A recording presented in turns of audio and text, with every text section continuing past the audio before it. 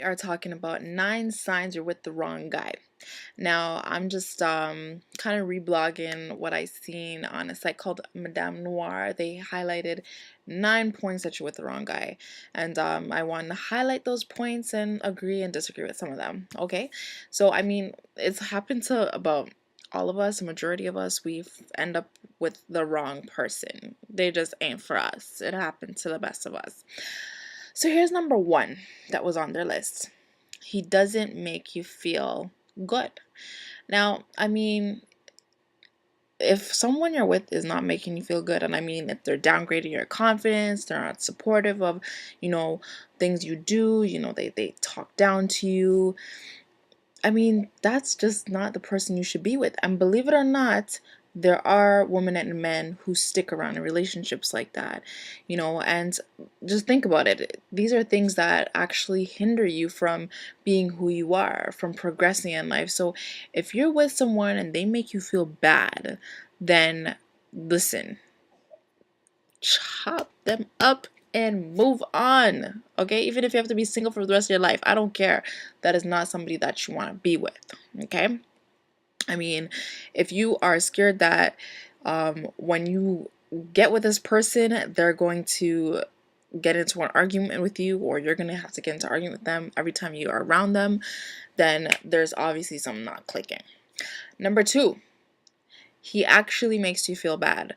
Now, this second point, for me personally, it tied hand in hand with the first point. So, I mean, if someone doesn't make you feel good, then they're obviously going to make you feel bad, right? So I didn't really agree with that. Maybe you guys disagree with my point and agree with theirs, or vice versa. But anyway, third point, he doesn't treat you the way you wish to be treated. Okay, now in relationships, I mean, compromising comes all the time. You have to compromise at some points. Personally, I'll be so genuinely fair to admit that I don't always know how to compromise. Kind of like a dominatrix sometimes.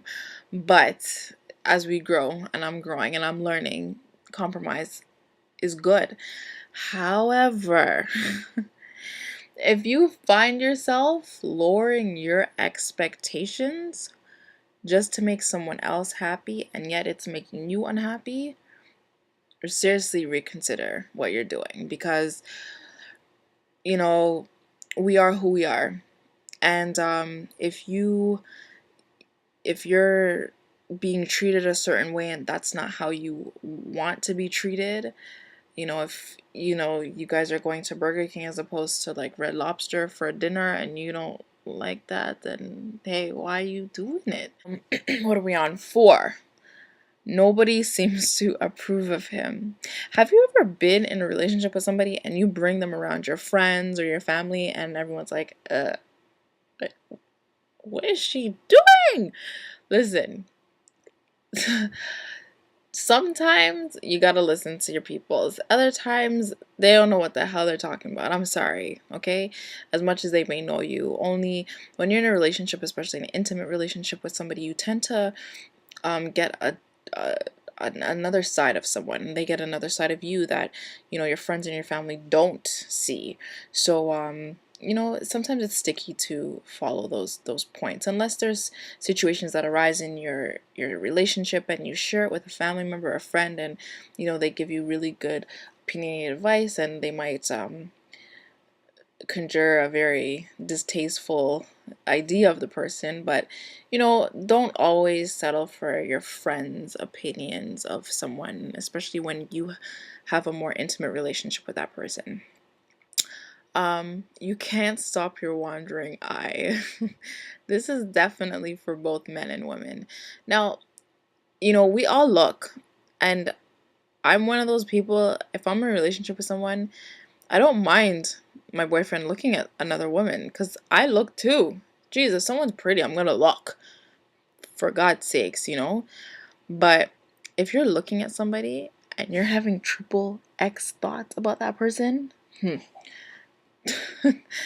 you're not ready for a relationship. I'm sorry to tell you that.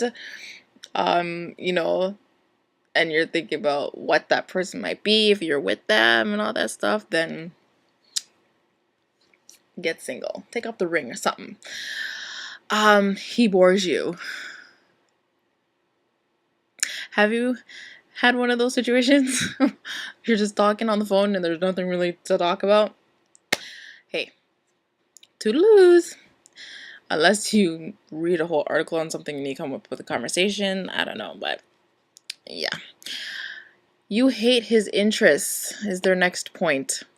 Maybe we can compromise on this one. I mean, opposites do attract, and as I said, like, you're not always going to like everything the other person likes. And who knows, you may learn something interesting along the line. It's always nice to meet someone who has the same interests as you, but at the same time, you can learn from a lot from someone who is into different things, you know? So, hey, to each his own. But again, if you don't feel like their interests are meeting your expectations or whatnot, then don't settle yourself for less. Number 8, you don't see a future with him.